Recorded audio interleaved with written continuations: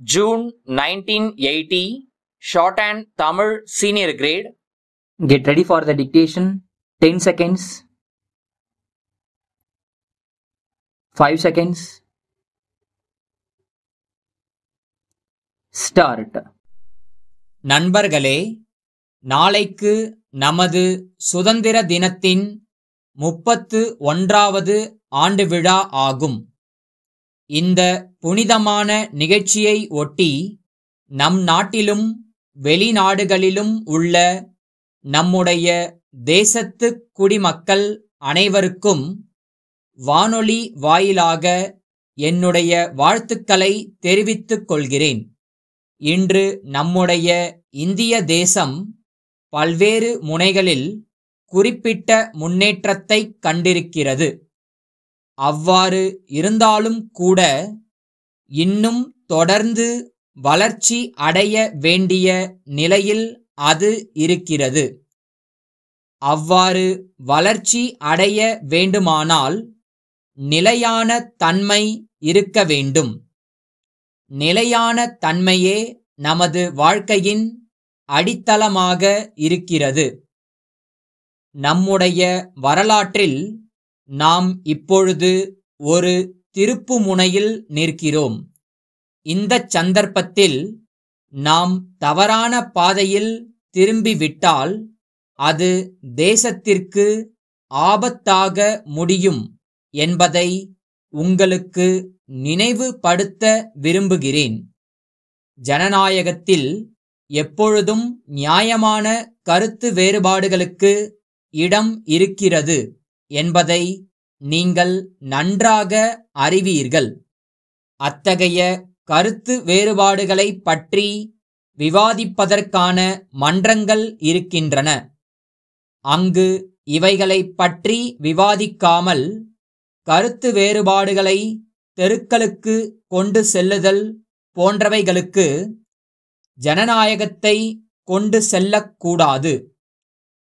கசப்பு மிக்க வேற்றுமைகள் இருந்தால் அவற்றை பேசி தீர்த்து கொள்ள வேண்டுமே தவிர அந்த வேற்றுமைகளின் காரணமாக தேசம் பிளவுபட அனுமதிக்க கூடாது. அவ்வாறு பிளவுபடும் தேசம் தன்னுடைய நிலையில் தலைநிமிர்ந்து நிற்க முடியாது. முன்னேற்றம் அடையவும் முடியாது. புத்துயிர் பெற்ற புதிய இந்தியாவை உருவாக்க வேண்டுமென்ற நம்பிக்கை நம்மிடத்தில் வளர வேண்டும். எந்த நாடும் தன்னிடத்தில் நம்பிக்கை வைக்காவிட்டால் அது முன்னேறவே முடியாது. எத்தகைய அறைகூவல்கள் எந்த இடத்திலிருந்து வந்தாலும் அவற்றை எதிர்நோக்குகின்ற திறமை ஒரு நாட்டிற்கு தேவை. ஏழை மக்களுக்கும் பணக்காரர்களுக்கும் இடையில் ஏற்றத்தாழ்வுகள் மிகுந்து வருகின்றன. அத்தகைய ஏற்றத்தாழ்வுக்கு நாம் முடிவு கட்ட வேண்டும். இத்தகைய நிலைமையில் நம்மால் அசட்டையாக இருக்க முடியாது. தேசத்திலுள்ள எல்லா மக்களுக்கும் சமூக நீதியும் பொருளாதார நீதியும் வழங்க வேண்டும் என்ற திட்டத்துடன் நாம் முன்னேற வேண்டும். நம்முடைய சமுதாயத்தில் பொருளாதாரத்தில் நலிந்தவர்கள் இருக்கிறார்கள். அந்த நலிந்தவர்களுக்கு இடையே தங்களது எதிர்காலம் சிறந்ததாக இருக்கும் என்ற நம்பிக்கை வளர்வதற்கான வழிமுறைகளை ஏற்படுத்த வேண்டுமென்று நான் தெரிவித்துக் கொள்ள விரும்புகிறேன்.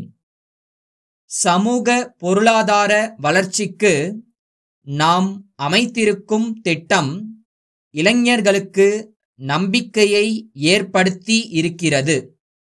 அதன் காரணமாக அவர்கள் இன்னும் சிறந்த வாழ்க்கையை எதிர்பார்க்கிறார்கள். நம்முடைய தேசத்தின் விலைமதிப்பு இல்லாத செல்வமாகிய இளைஞர்கள் எதிர்காலத்தை பற்றி பொறுமை இழக்கவோ சந்தேகப்படவோ கூடாது.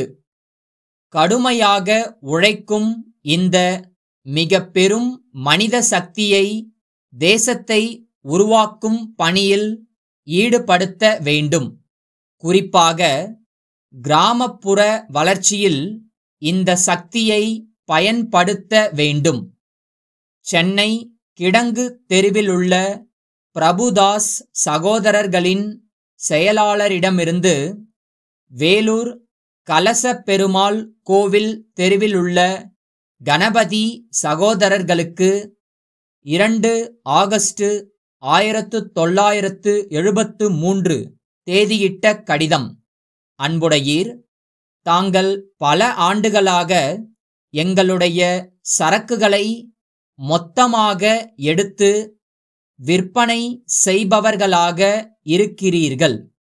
தற்பொழுது அருமையான ஒரு சந்தர்ப்பத்தை உங்களுக்கு அளிப்பதில் மகிழ்ச்சி உடையவர்களாக இருக்கிறோம். பலவிதமான வண்ணங்கள் கொண்ட 5000 பட்டுப் புடவைகள் பல அளவுகளில் எங்களிடம் இருக்கின்றன. சுமார் 18 மாதங்களுக்கு முன்னால் அவைகள் தயார் செய்யப்பட்டவை ஆகும். ஆனால் இன்னும் புதுமை மாறாமலும் நல்ல விதத்திலும் அவைகள் இருக்கின்றன என்பதை நாங்கள் உறுதி கூறுகிறோம். இப்பொழுது நாங்கள் ஏற்படுத்தியுள்ள ஒரு சிறப்பு திட்டத்தின் கீழ் அந்த புடவைகளுக்கு 40% கழிவு அளிக்க தீர்மானம் செய்திருக்கிறோம். தீபாவளிக்கு இன்னும் 2 மாதங்களே இருக்கின்றன. எனவே பட்டுப் புடவைகள் அனைத்தையும் நீங்கள் எடுத்து விற்பனை செய்து விடுவீர்கள் என்று நம்புகிறோம். நீங்கள் மிகச் சிறந்த விற்பனையாளர் என்பதை நாங்கள் அறிவோம். தங்கள் அன்புள்ள